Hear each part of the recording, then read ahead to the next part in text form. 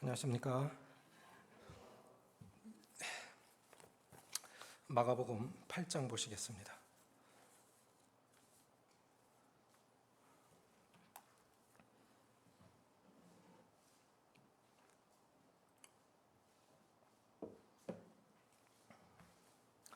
마가복음 8장 14절부터 21절, 조금 긴 절인데 같이 읽겠습니다. 신약성경 67조 시작.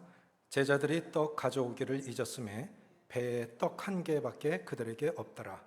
예수께서 경고하여 이르시되 삼가 바리새인들의 누룩과 헤롯의 누룩을 주의하라 하시니 제자들이 서로 수군거리기를 이는 우리에게 떡이 없음이로다 하거늘 예수께서 아시고 이르시되 너희가 어찌 떡이 없음으로 수군거리느냐 아직도 알지 못하며 깨닫지 못하느냐 너희 마음이 둔하냐 너희 눈이 있어도 보지 못하며 귀가 있어도 듣지 못하느냐 또 기억하지 못하느냐 내가 떡 5개를 5,000명에게 떼어줄 때 조각 몇 바구니를 거두었더냐 이르되 12이니이다 또 7개를 4,000명에게 떼어줄 때 조각 몇 광주리를 거두었더냐 이르되 7이니이다 이르시되 아직도 깨닫지 못하였느냐 하시니라. 바리새인의 누룩과 헤롯의 누룩을 주의하라는 제목으로 말씀을 소개하고자 합니다. 탈무드에는 이런 내용이 있습니다. 사람의 머리에 2개의 방이 있는데 하나는 기억의 방이고 하나는 망각의 방이라는 것입니다. 그래서 뭔가 기억해야 할 것은 기억의 방에 저장을 하고 잊어버려야 할 것은 망각의 방에 저장한다고 하는 것이죠. 그런데 실제로 두 방이 오작동할 때가 많아요. 마땅히 기억해야 할 것은 기억하지 못하고 잊어버려야 할 것은 계속 기억함으로 우리를 고통스럽게 하는 경우가 많습니다. 예를 들어서 하나님의 은혜를 늘 기억한다면 우리 영혼이 풍성할 것입니다. 또 나에게 은혜를 베풀었던 사람들, 나에게 사랑을 베풀었던 사람들, 기도해주고 섬겼던 분들, 그런 좋은 기억들을 갖고 있으면 참 좋겠는데 특별히 가족들도 가장 가까이 있는 분들에게 상처를 받았을 때 우리는 그것을 오래 기억합니다.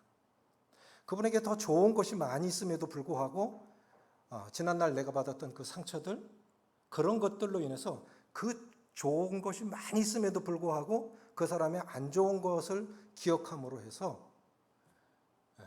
우리 영혼이 은혜롭지 못할 때가 참 많이 있습니다.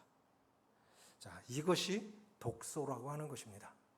우리가 건강하려면 좋은 음식을 먹어야 되지만 좋은 음식을 먹는 것뿐만 아니라 중요한 것은 뭐냐면 우리 몸에 독소를 빼내는 것도 중요합니다. 잘 먹었어요. 그런 잘 먹는 것만큼이나 배변을 잘해야 됩니다. 먹기만 하고 배변을 못하면 그 건강이 망쳐지는 거예요. 배변을 잘해야 되고 땀 흘려 운동을 해서 이 노폐물을 빼내야 되는 것이죠. 그래서 주님께서 이 제자들에게 바리새인의 누룩과 이 헤롯의 누룩을 주의하라고 하신 건 뭐냐면 이 독소를 빼내라는 것이죠. 쉽게 말하면 우리 속에 있는 이 독소를 빼내야, 바리새인의 누룩을 빼내야 진정한 그리스도인다운 모습이 나타날 것이고, 헤롯의 누룩을 빼내야 우리 속에서 그리스도의 능력이 나타날 것이라는, 쉽게 말하면 이 2가지 원리예요. 지난주 늦은 밤에 어느 자매님한테 전화가 왔습니다. 늦은 밤인데 아내에게, 자매님이니까 제 전화로 왔는데 아내에게 바꿔줬어요.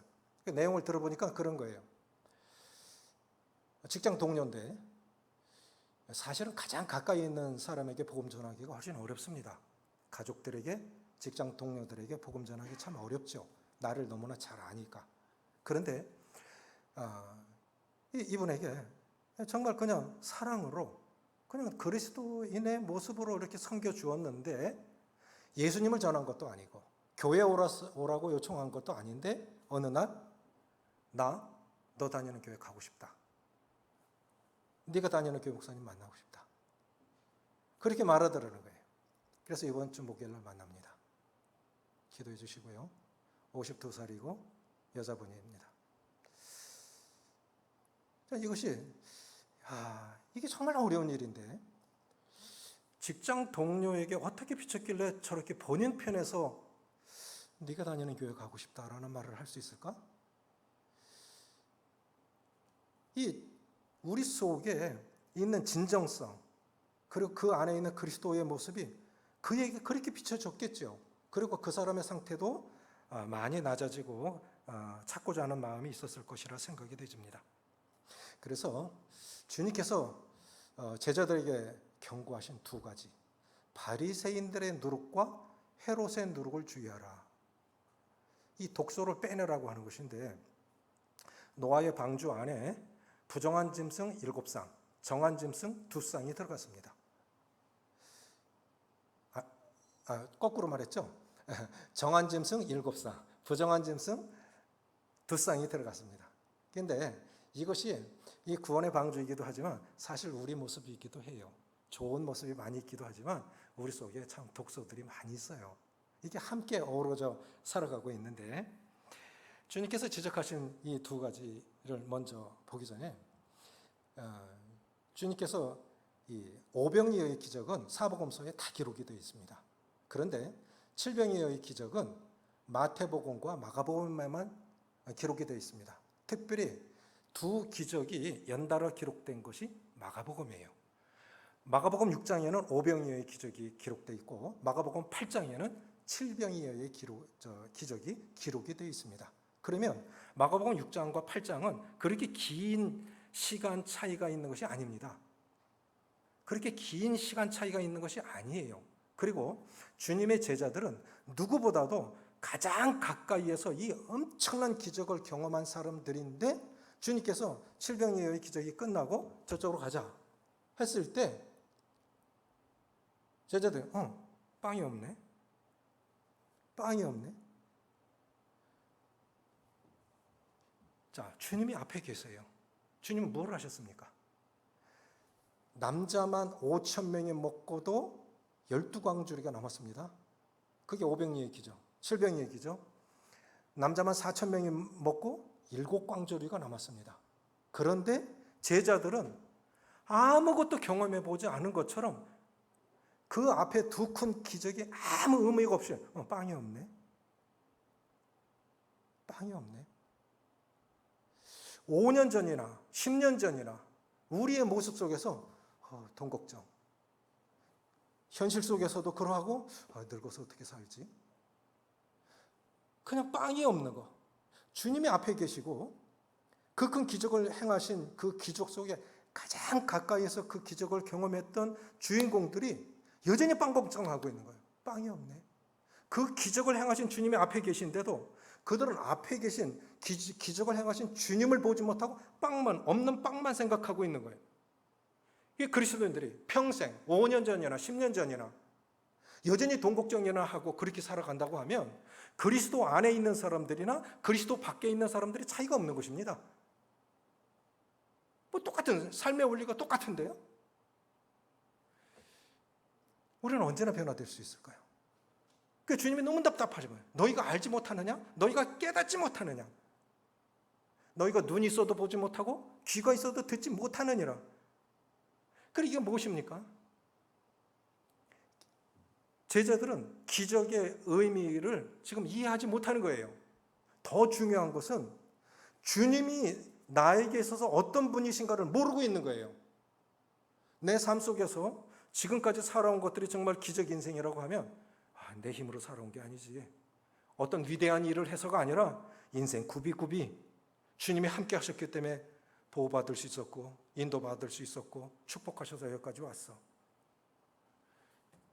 그것이 다 기적이라면 그 기적을 주신 주님은 나에게 어떤 분이시냐, 누구시냐, 이거를 봐야 되는데 그저 빵만 생각하고 사는 거예요.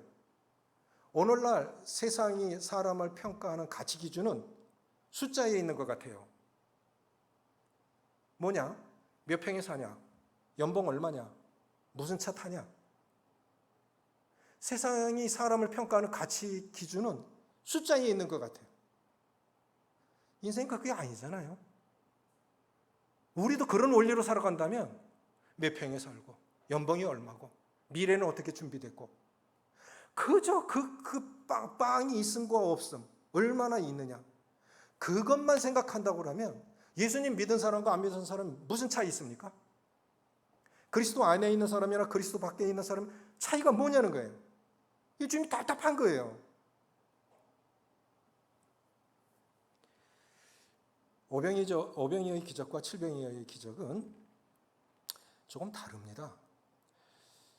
오병이어의 기적은 벳세다에서 행하셨어요. 그 기적의 대상은 유대인들이었습니다. 칠병이어의 기적은 대상은 대가벌레 이방인들이었어요. 주님이 어마어마한 기적을 일으키시니까 유대인들의 반응은 뭡니까? 야, 예수를 왕으로 삼자. 예수를 왕으로 삼자. 그럼 그냥 우리 먹고 살릴 걱정 안 해도 되겠지. 그래서 왕으로 삼자 했어요. 대가벌리 사람들은 뭐라 그랬습니까? 아무 반응이 없어. 그래, 예수가 유대인의 왕이라? 그럼 그것이 우리하고 무슨 상관이 있는데? 성경 속에 있는 수많은 기적들, 이 많은 이적들, 표적들, 이것이 안 믿는 사람에게 무슨 의미가 있습니까? 소설인 거예요.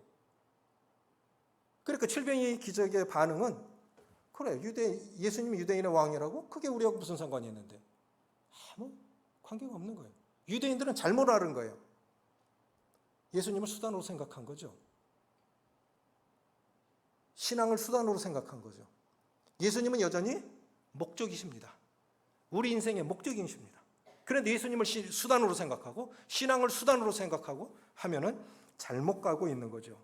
자, 주님의 경고, 먼저는 바리새인의 누룩입니다. 두 번씩이나 이렇게 큰 기적을 경험하고도 주님은 그럼 그 기적의 의미는 뭐냐? 더 중요한 그 기적을 주신 주님은 나에게 어떤 분이시냐? 누구시냐? 이게 중요한 것인데 온데간데 없어요. 정작 보아야 할 앞에 계신 주님은 안 보이고 빵만 보이는 거예요. 어쩌면 우리가 그렇게 살아갈 수가 있습니다. 빵만 보여. 내 자녀들을 어떻게 후원해야 되지? 시집장가 갈 때 뭘 줘야 되지? 늙어서는 날 어떻게 준비해야 되지? 지금까지 우리가 살아온 것이 내 힘으로 되어진 게 아니잖아요. 주님이 여기까지 인도하셨고 함께 하셨잖아요. 그럼 앞으로도 그렇게 인도하실 거 아닙니까? 여기까지 인도하신 에베네셀의 하나님, 지금도 함께 하시는 임마누엘의 하나님, 그럼 영원까지 인도하실 그런 여호와 이레의 하나님도 믿을 수 있어야 되는데 여전히 우리는 빵밖에 안 보이는 거예요. 그러니까 그리스도의 능력이 나타나지 않는 것입니다. 주님이 우리의 진정한 능력이신 것, 내 인생의 진정한 목적이신 것이 그것이 이해가 되지 않으니까 능력이 나타나지 않는 거예요. 또 바리새인의 누룩, 이건 뭐냐면 신앙을 내면화하지 못한 것입니다. 바리새인들의 외식주의, 또 헤롯의 이 물질주의, 이거 두 가지를 경고하셨어요. 우리가 빼내야 할 독소가 뭐냐면 외식주의. 그 외식주의라는 건 위선, 독선, 쉽게 말해서 가면을 쓰다, 연극을 하다, 이런 뜻입니다. 신앙생활에 주님이 나타나지 못하는 것은 우리가 가면을 쓰고 살아요. 연극을 하듯 산다고요. 마태복음 23장에 보면 주님이 바리새인들을 7번이나 저주하셨어요. 진짜 무서운 말씀이에요. 화 있을진저 바리새인과 서기관들이요. 화 있을진저, 복을 명하신 것이 아니라 화를 명하신 것인데 이것이 저주예요. 굉장히 무서운 거예요. 회칠한 무덤이에요. 우리가 이제 성경을 해석할 때 다양한 방법이 있죠. 이스라엘의 문화를 이해할 필요가 있습니다. 유대인들은, 특별히 바리새인들은 분리주의자라는 뜻을 가진 이 바리새인들은 얼마나 그들의 거룩에 대한 열정은 우리가 본받아야 돼요. 정말 그들은 거룩하게 살기를 원했어요. 그 신앙을 내면화시키지 못하고 위선으로 빠져서, 독선으로 빠져서 잘못된 거지, 그 열정은 본받아야 됩니다. 어떻게 했느냐면 시체는 부정하니까 혹 실수로라도 거기는 이렇게 관을 그냥 노출시켜놨어요. 예루살렘 앞에 보면 감람산이 있는데 어마어마한 관들이, 석관들이 쌓여 있습니다. 재림 때 빨리 승천하려고 그랬는지는 몰라도, 그런데 사람이 죽으면 관을 이렇게 덮잖아요. 그럼 석관을 하면 그 위에 혹 실수로라도 될까봐, 그럼 부정해지지 않습니까? 시체는 부정한 거니까 혹 실수로라도 되면 부정해지니까 여기 시체 있다고 확실하게 자세하게 보라고 하얀 횟가루를 칠한 거예요. 그 부정 타지 말라고 칠한 거예요. 그럼 때가 묻으면 비 오고 뭐하고 때가 묻으면 또 누래지잖아요. 그러니까 또다시 칠하는 거예요. 그만큼 그들이 거룩을 지키려고 노력을 했어요. 굉장한 사람들이죠. 그런데 그 안에는 뭐가 있습니까? 썩어 냄새나는 시체가 들어있다고요. 그러니까 바리새인들이 그렇다는 거예요. 바깥에는 거룩하게 살려고 외관으로는 굉장히 거룩하게 살려고 애쓰고 있는데 속은 썩은 거예요. 가면을 쓰고 사는 거예요. 이게 주님이 지적하신 거예요. 왜 주님께서 바리새인들을 이렇게 저주하셨을까요? 두 가지입니다. 하나는 뭐냐면 이것은 주님이 사셨던 삶의 원리와 대치되는 거예요. 주님이 사셨던 삶의 원리와 완전 반대되는 거예요. 내가 닮고 싶은 예수라는 조이 도슨의 책 속에 그 주보에 나와 있는 내용들을 발췌해서 옮겨놨습니다. 이런 내용들입니다. 말씀은 율법을 가리켜요. 그런데 자기는 그렇게 안 살아가. 자기는 그렇게 안 살아가. 또 자신도 못 들어가면서 남들도 천국 못 들어가게 하고요. 자신은 의롭다고 생각하니까 남은 의롭지 못해. 자, 누가복음 18장에 그런 내용 잘 기억하시죠? 바리새인은 하나님, 나는 일주일에 3번씩 하루에 3번씩 기도하고 금식하고 불이 톳에 간음하는 자들과 같지 않고 이 세리와도 같지 아니함을 감사하나이다. 왜 그럴까요? 세리는 아무 말도 안 했어요. 바리새인들에 대해서 아무 말도 안 했어요. 그런데 자기가 스스로 다 평가하고 있는 거예요. 주변 사람들을. 자신이 의롭다고 생각하니까 주변 사람들, 자신이 의롭다고 생각하니까 다른 사람은 자기보다 못해. 이게 얼마나 큰 교만인지 아십니까? 어느 분이 이런 말씀하셨어요. 자신을 아는 지식은 하나님을 아는 지식과 비례한다. 아멘이십니까? 하나님을 모르니까 자기를 모르는 거예요. 자, 바리새인은 세리를 받고, 근데 실제적으로 세리는 누가 봐도 죄인이죠. 세리와 창기를 죄인으로 취급했으니까 그건 맞아요. 그런데 하나님 앞에서도 그럴까요?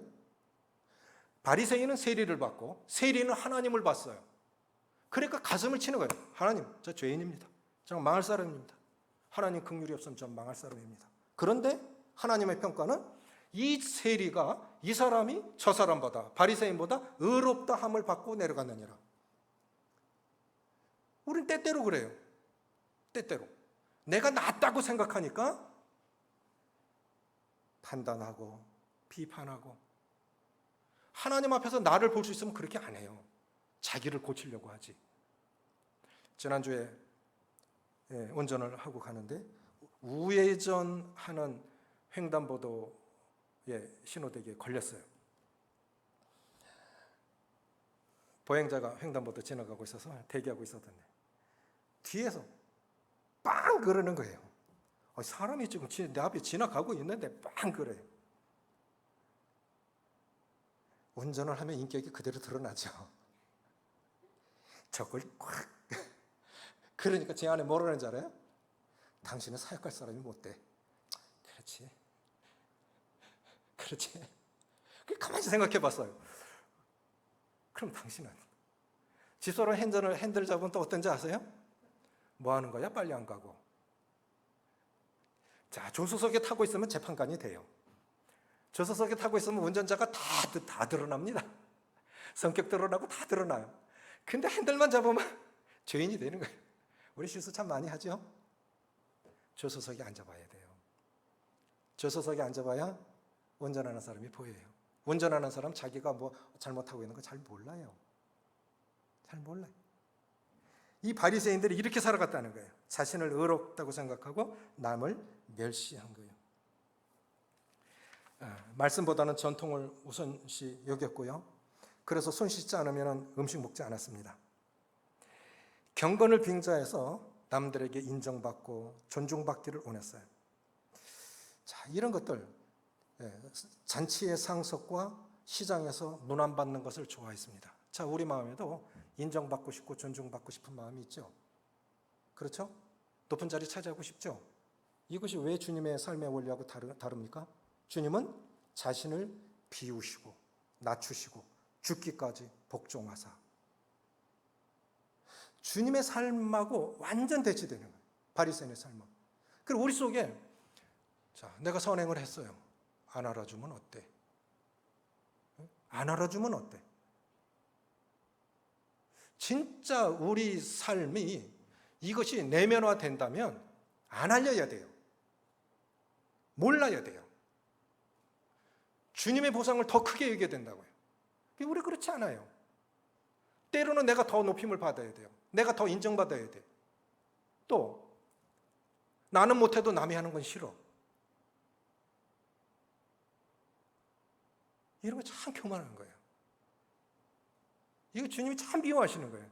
바리새인들이 그렇게 살아갔다는 거예요. 더 중요한 건 뭐냐면 마태복음 23장에 주님이 바리새인과 서기관들을 7번 저주하셨는데 그 중에 가장 중요한 게 뭐냐면 바리새인들이 11조를 드려요. 바리새인들의 열정 본받으라 했죠. 어느 정도인지 아십니까? 텃밭에 채소에 11조까지 드렸어요. 저 앞에 제가 파도 심고 고추도 심고 가지도 심었어요. 부추도 심었어요. 저거 얼마 되겠습니까? 그 가지에 11조, 고추에 11조, 텃밭에 채소에 11조까지 빠짐없이 드렸다는 거니까요.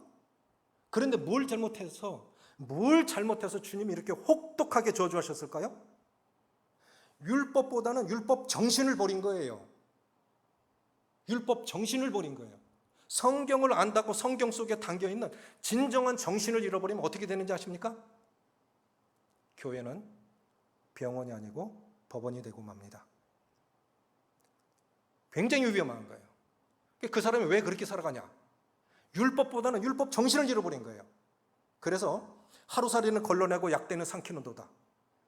이 바리새인들의 삶을 보면 얼마나 열정이 있느냐면 하루살이, 이 부정한 하루살이를 삼킬까 봐 차를 마실 때 여기다 망을 씌우고 따라서 하루살이 안 들어가길래 이렇게 해서 그렇게 해서 마셨다는 거예요.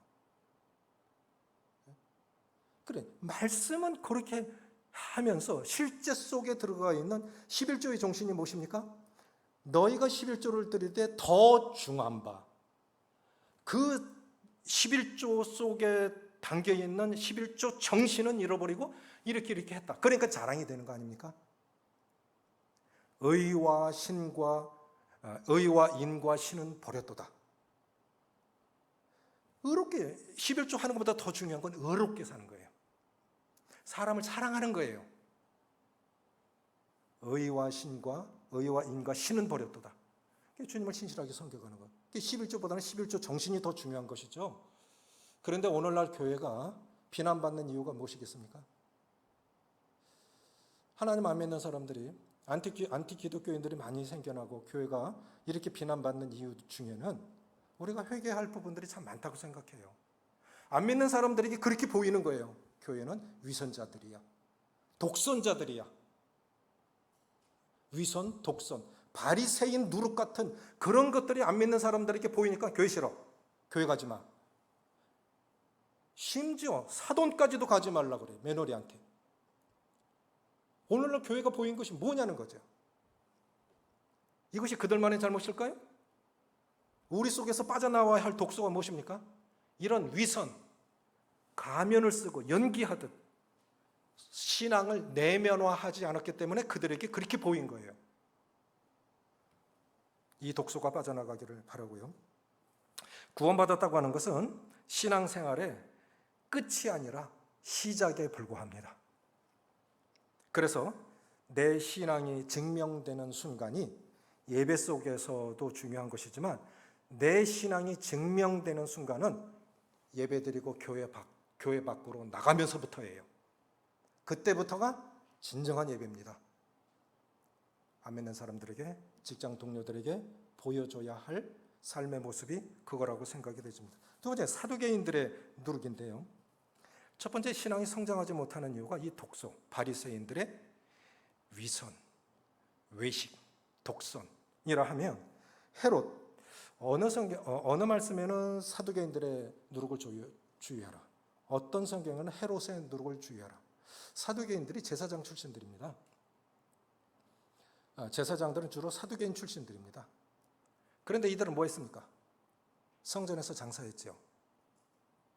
먼 데서 짐승 가져올 수 없으니까 돈 갖고 와서 짐승 사서 드려야 되는데, 고향에서는 소 한 마리에 1,000만 원 가면 예루살렘에서는 1,500만 원 줘야 돼. 이게 다 안디바 주머니로 들어가는 거예요. 제사장들 주머니로 들어가는 거예요. 그러니까 뭐냐면 사두개인들, 헤롯, 로마에서 임명한 총독 아닙니까? 로마 총독도 그래요. 세금 받아서 일부 로마로 보내고 일부는 자기가 가져. 제사장들 성전에서 장사해. 그러니까 헤롯과 사두개인들은 한통속이라는 거예요. 한통속. 이게 물질주의라고 하는 것입니다. 오늘날 최고의 우상은 돈입니다. 돈은 꼭 필요합니다. 어제 청년들에게 그리스도인의 재물 관리에 대해서 교제를 했는데 청년들 참 좋아하더라고요. 리처드 포스터라고 하는 유명한 영성가가 이런 얘기를 했어요. 돈은 영성의 척도다 라는 말을 했어요. 돈은 영성의 척도다. 어떻게 벌고 어떻게 관리하고 어떻게 쓰여지는 거 보면 그 사람의 신앙이 보인다. 주님이 믿음에 관해서, 구원에 관해서 말씀하신 횟수는 한 200여 번밖에 안 됩니다. 그런데 주님이 재물에 대해서 말씀하신 건 2,000번이 넘어요. 그 유명한 달란트 비유, 문화의 비유, 포도원의 비유, 이거 다 돈 얘기예요. 그리스도인들에게 있어서도 우리가 세상을 떠나기 전까지는 돈은 꼭 필요한 거예요. 그러나 그것이 목적이 되어서는 안 됩니다. 디모데전서 6장에 보면 내가 이 허망한 재물에 소망을 두지 말고, 이 허무한 재물에 소망을 두지 말고 하나님께 두며 돈을 소망으로 삼고 살면 불행해집니다. 주님이 주시는 물질이 목적이 아니고 주님이 목적이어야 되지, 물질을 소망으로 살으면 불행해집니다. 해밍웨이, 노인과 받아 지은 그 해밍웨이가 노벨 문학상을 받았어요. 근데 마지막에 권총으로 자살했어요. 명성을 얻었어요? 돈을 얻었어요? 인기를 얻었어요? 세상에서 누릴 수 있는 거 다 가졌어요. 하나님이 없어요? 자살했어요. 돈 이 세상 살아가면서 필요해요. 그런데 그것은 우리가 돈은 우선순위의 문제입니다. 먼저 그의 나라와 그의 의를 구하라. 그리하면 조건적인 축복이에요. 재물도 하나님이 주시는 축복 중에 하나지만 이것은 이 하나님을 우선으로, 영적인 것을 하나님을 우선으로 그리하면 이 모든 것을 너에게 더하시리라. 그래, 영적인 것, 하늘의 것을 먼저 구하면 이 땅의 것은 책임지십니다. 아멘이십니까? 그럼 일을 안 해도 책임지냐? 그건 아닌 거예요. 우선순위의 문제예요. 영적인 것, 하늘의 것을 우선시하고, 두 번째는 뭐냐면은 영적인 것, 그 다음에 이 11조를 먼저 하시는 거예요. 내 밭의 소산물에 처음 익은 것으로 여호와를 공경하라. 그리하면 내 창고가 가득히 차고 내 포도즙 틀에 새 포도즙이 넘치리라. 약속입니다. 약속이에요. 그래, 영적인 것을 우선하고 11조를 우선하고 내 밭에 처음 익은 것으로 여호와를 공경하라. 그러면 내 창고가 가득히 차고 내 포도즙 틀에 새 포도즙이 넘치리라. 저는 가끔씩 그 간증 듣습니다. 너무 어려워서 11조 못했는데 11조 하면서부터 주님이 축복하시더라. 그래서 집 살려고 하는 분이 계세요. 다 끝내고. 복 받기 위한 목적으로 11조 하면 잘못된 거예요. 그러나 그렇게 영적인 것을 우선으로 11조를 우선으로. 11조가 뭡니까? 돈은 두 가지예요. 하나는 하나님 몫이 있고 내 몫이 있어요. 그러니까 하나님 몫을 먼저 드리는 거예요. 하나님 몫을 먼저 드리는 거예요. 그 나머지가 내 거예요.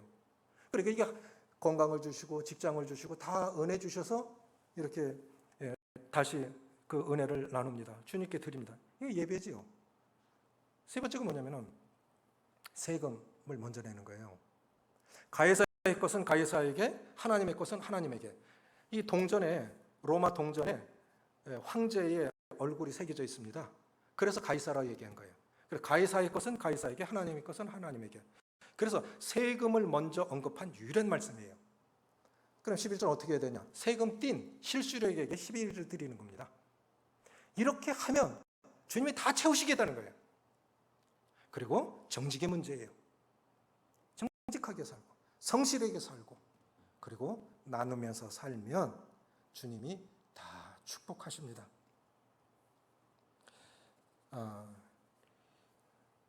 나를 위해서 쓰던 물질들이 하나님의 나라와 이웃들을 위해서 쓰여질 수 있느냐가 내 신앙의 척도가 됩니다. 저는 소박한 꿈이 있어요. 그건 뭐냐면 성도들 밥 한 끼 사줄 수 있으면 좋겠습니다. 여유 없으면 그것도 못해요. 그것도 못해요. 사역할 때 초기에 연료탱크에 빨간불 들어왔는데 돈이 없어. 저는 만 원이 있어도, 제 값에 만 원이 있어도 그 집사람 줘요. 그럼 저는 빈지갑 갖고 다니는데 불이 꺼진 거예요. 신방 가자고 어느 자매님이 하셔요. 난감하지요.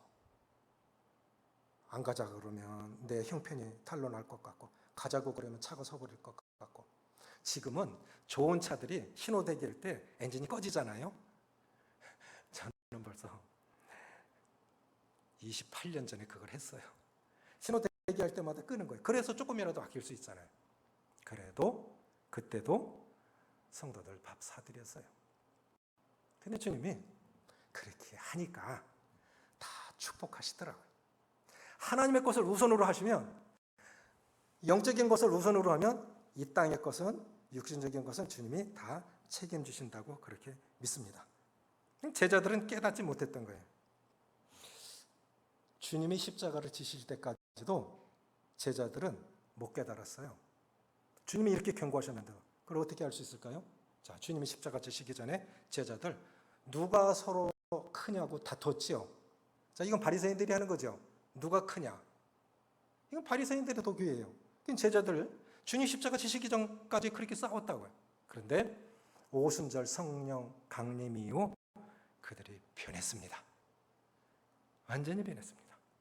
은과 금은 내게 없거니와 내게 있는 것으로 내게 주노니. 없다고 말하던 사람들이 이제는 주는 사람이 됐어요. 주는 사람으로.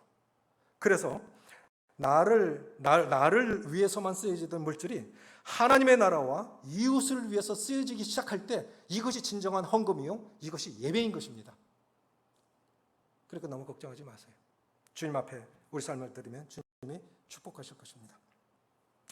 빵만 바라보던 우리의 시선이 주님을 바라보셨으면, 그러한 시선으로 바뀌었으면 좋겠습니다. 바리새인들이 이렇게 주님께 물었습니다. 표적을 보여주십시오.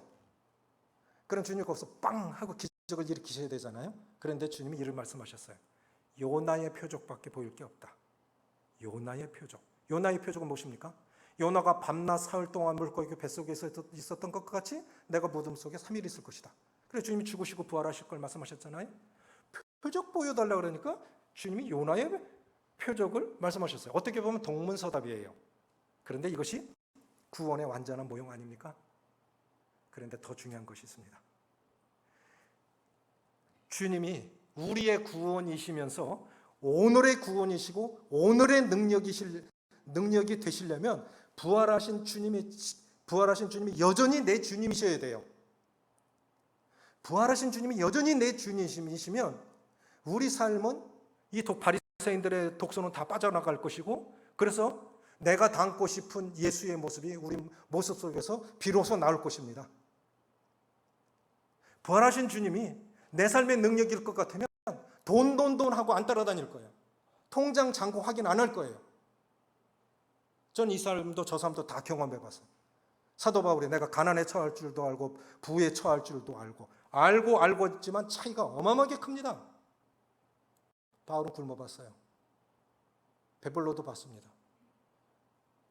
우리 삶 속에 어떤 형편에 처하든 자족할 줄 알고, 있으면 있는 대로, 없으면 없는 대로, 그 가운데서 주님이 내 삶의 주인으로서 여전히 부활하신 주님이 내 삶의 능력이시다 할 때 세상 걱정, 물질의 염려, 내일의 걱정, 염려에서 해방될 수 있으리라고 믿습니다.